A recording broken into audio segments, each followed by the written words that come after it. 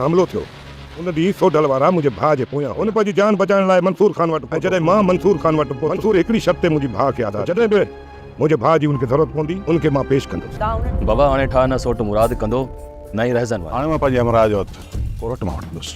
In file में उहे समूरा सबूत आहिनि शराब जी भटियूं किथे किथे आहिनि केरु करे थो फायरन ते बारूद भरे छॾियो आहे। अस्सलाम वालेकुम हाज़रीन ऐं नाज़रीन, उम्मीद कयां थो तव्हां सभु ठीकु ठाक ऐं ख़ैरियत सां हूंदो। अॼु तव्हांखे ॿुधाईंदासीं दुलाब ड्रामे जी नेक्स्ट एपिसोड जी पूरी मालूमात। नेक्स्ट एपिसोड में छा थियण वारो आहे, हाणे ठा थींदो या हिन जो फ़ैसिलो थींदो या जहिड़ो थींदो।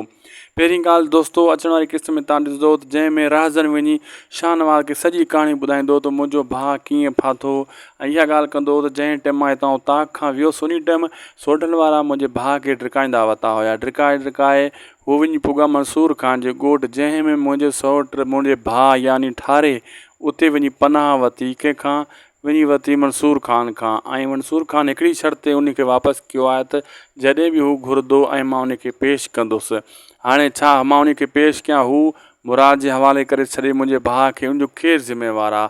हिते शाहनवाज़ को न को ट्रिक खेॾंदो ऐं इन खे रोकींदो इन ॻाल्हि खां ऐं का न का चाल खेॾंदो ऐं इहा ॻाल्हि बि कंदो त मंसूर उन जे हवाले कान कंदो, लेकिन तशदुद हुन कयो आहे मतां पुलिस जे हवाले करे।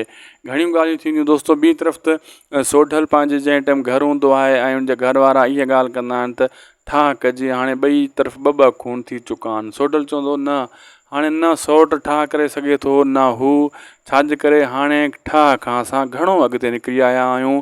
हाणे हुननि असांजे मथां वार टीहर कयो आहे, हाणे असां उन्हनि सां रियात न कंदासीं।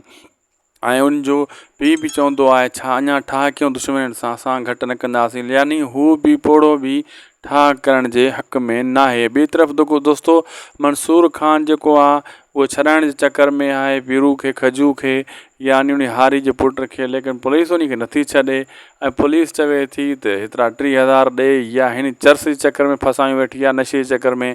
लेकिन हाणे उहो गेम खेॾंदो मंसूर खान, सॼे शहर जा ठीका जेका आहिनि चर्स जा हे उहो पुलिस जा भत्ता वठंदी आहे, सॼा कापी में वकील खां लिखाए उनजे साम्हूं पेश कंदो चई हाणे मां मिलंदुमि तव्हां सां कोर्ट में, या तव्हां केस वापसि कंदो, मुंहिंजा माण्हू छॾींदव या तव्हां ई जेल में वेंदव।